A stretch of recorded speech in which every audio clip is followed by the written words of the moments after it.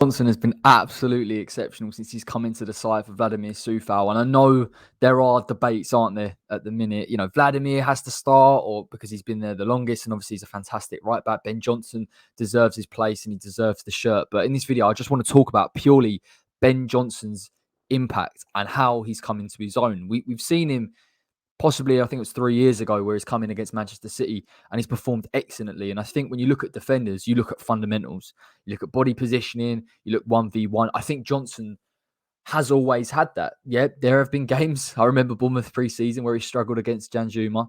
But what he's shown now is a real progression and a maturity in his game and working on the fundamentals. And to do it at the level that he's doing at in Europe, in the Premier League, is absolutely exceptional. And tonight, because this is when the video was recorded, he did get a goal which showed his quality going forward as well. I want to talk about his defensive attributes and his defensive stats because those for me are incredibly encouraging. And I think when we talk about defensive stats, particularly across West Ham, a lot of it's to do with pressures. And we know we have players in there, Pablo Fornals, Bowen, Benrahma, that are all fantastic pressers. Declan Rice in particular so far this season. But I want to talk about the first games that he's played and how high his stats really are. 3.5 tackles already. It's the highest in the squad. Now, granted, the sample size is very small compared to what we're seeing with some of these other players. But for him to jump from the bottom of the pile very much to the top in a short space of time shows you his impact, shows you how effective he is, again, in those 1v1s. The tackles that he's winning in terms of possession, he's second highest only to Manuel Lanzini, which is again why I mentioned about it being a small sample size and why I've tried to mitigate it and put it per 90 and really understand it. When you look in context, Declan Rice is below him, Thomas Souček's below him. So again, in terms of being aggressive, in terms of winning the tackles, again, he's up there, defensive third, second in the team. Granted, Lanzini's above and Yarmolenko's below, but that is showing you his stature already coming into the side and his defensive success. Now, pressures, he has been a lot lower, to be fair to him. I think the one question mark with Ben Johnson is, can he be a really good presser of the ball? Can he be aggressive further up the pitch? And I don't think we've seen enough of that yet, but I don't think that's necessarily a bad thing. I think we've seen two different games, and we've seen games where he's had to rely on his defensive quality, and he's shown it in fairness to him. But he's also showing position up the pitch, which again I will of course get to later in this video. The blocks, again low on the blocks compared to other players. Declan Rice, Pablo Fornals is in there. Of course, Vladmir Coufal has been in there and lower than Kurt Zouma. But don't let that discourage you because I think when you look at his positioning, it's normally spot on. And whilst other teams are getting deliveries into the box, West Ham 9 times out of 10, granted today Watkins had a bit of space, we are relatively solid. But the interceptions and the tackles, now this is where your intelligence comes in as a player. He's up there. He's just below Declan Rice again, 3 per game, which is a nut stat. And when you look at this stat, which is incredible, number of players tackled plus the interceptions, 6.5 per 90. 6.5 per 90. That's nuts. That's absolutely crazy stats for a 21-year-old, a 20-year-old to perform the way he is against some of these teams. And take the sample size and take the stats out of it. Look at the players that he's coming up against. Leon Bailey. Look at the overload from Spurs. Again, Reguilon, Heung-min Son. Genk as well. I think they tried to overload on that side and stretch play with their striking options. That's a problem. It's difficult to deal with. Damari Gray coming over to that side again for Everton. So these players by no means are easy opponents. And Ben Johnson's had to be able to mitigate defending against these players whilst also getting forward. And I think this is why there is sign for encouragement, particularly with Ben Johnson becoming a more well-rounded defender and possibly chalking up a couple more goals like he did today. Now, the positioning.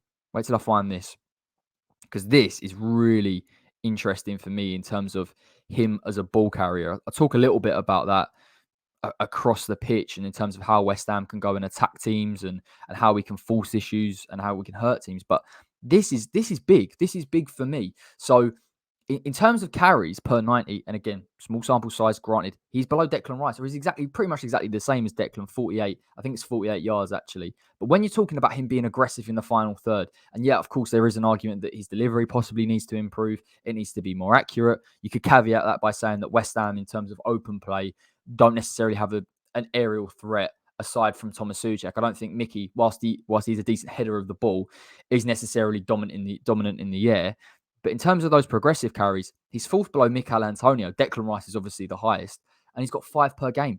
That's big. And particularly when you talk about the final third as well, again, he's only behind Aaron Creswell. So what he's showing to me is, again, not only using the fundamentals that he already has within the side, but again, when you're talking about him being up there with Aaron Creswell in terms of entering into the final third, he understands the role of the West Ham fullback. It is getting forward, it is stretching opposition back forwards, it is finding the right positions. But he's also a comfortable ball carrier. So for me, there's a real base there in terms of how Ben Johnson can improve. And he will improve, no doubt. And I'm sure he will get more game time.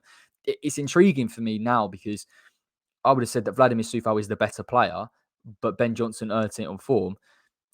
It's a tough question, but it's a brilliant thing for David Moyes to have, because you have two players now that are competing for that same spot, pushing one another. And to be honest with you, even if Ben Johnson does eventually drop out the side and Soufal regains his place, you've still got the competition there. You've still got a quality right back to compete with that can bring you on.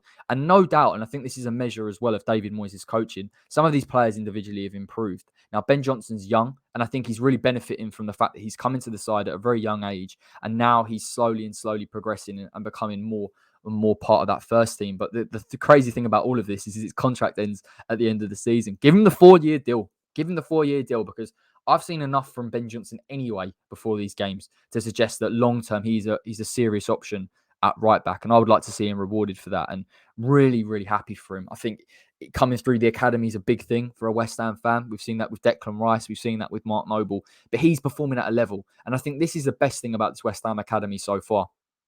And maybe there'll be options going forward in the future that they're not getting in there just because they are, a West Ham Academy product. They're getting in there because they're quality. Simple as that. And they can perform at a very high level. And him at the moment is performing at a high level. And I hope, and I'm very much encouraged, that he will go and take his game to another level. Those are my thoughts on Ben Johnson, one of our own, a player that is definitely coming into his own.